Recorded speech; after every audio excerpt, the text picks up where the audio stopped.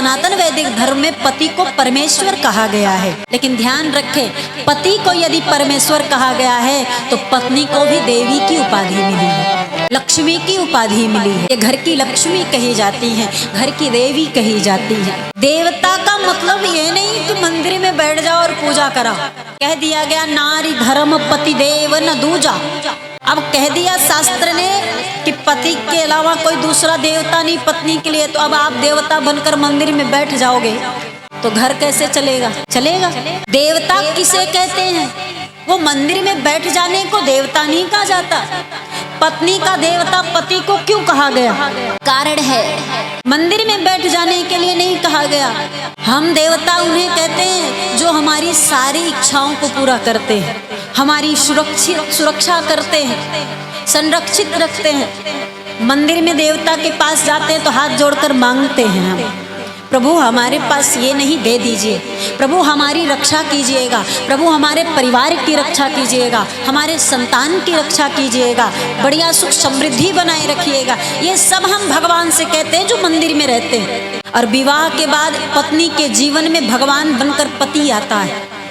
पत्नी को किसी भी वस्तु की आवश्यकता पड़ती है, किससे कहती है? परिवार में, पूरे परिवार में, ससुराल में किसी भी चीज की आवश्यकता अगर पत्नी को होती है, एक स्त्री को होती है, तो वो सब किससे कहती है? बताइए, नहीं पता?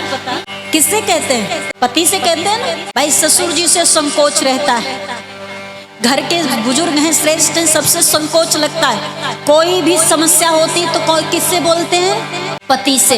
कोई दुख है पति से, कोई पीड़ा है पति से, कोई वस्तु चाहिए तो पति से, सब कुछ पति से कहते हैं ना। तो जैसे सब देवता परमात्मा से अपना सारी व्यथा, अपना दुख, अपना समस्या कहते हैं, वैसे एक पत्नी अपने पति से कहती है, क्योंकि उसे पता है कि हमारे जीवन की समस्या को यही मिटा सकते हैं। हमें कोई वस्तु चाहिए अगर ससुराल में तो पति ही लाकर दे सकते हैं। कभी कोई संकट आता है तो पति ढाल बनकर खड़ा हो जाता है। कोई समस्या है पति साथ खड़ा। कोई साथ ना हो, यदि पति मात्र इतना कह दे चिंता ना करो हम साथ खड़े हैं, तो उस पत्नी का हौसला और बुलंद हो जाता है महाराज। नहीं डरती, फिर नहीं घबराती, बड़े से बड़े तूफान का सामना कर लेती है।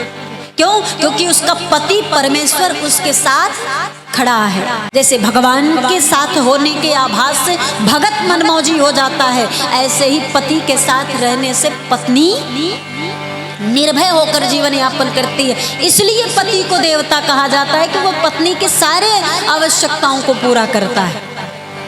अब इसलिए नहीं कि अब पति को कह दिया गया कि आज ब्याह हो गया, अब आप इनके देवता हैं तो मंदिर में जाके चुपचाप बैठ जाओ कि भाई धूप अगरबत्ती दिखाओ हमको। तब तो घर का सारा नींव ही हिल जाएगा, सब डगमगा जाएगी, सारी व्यवस्थाएं बिगड़ जाएंगी। क्योंकि अर्थव्यवस्था, कमाने का सब कुछ पति ही तो करता है और पत्नी उसे सजोती है, उसे संभालती है, घर की लक्ष्मी कही जाती है। दुखी दोनों नहीं होने चाहिए, एक दूसरे के पूरक हैं, एक दूसरे के प्रति अपने दायित्व को निभाते, जिम्मेदारियों को निभाते हुए परिवार को सुंदर बनाए। ये दोनों का दायित्व है।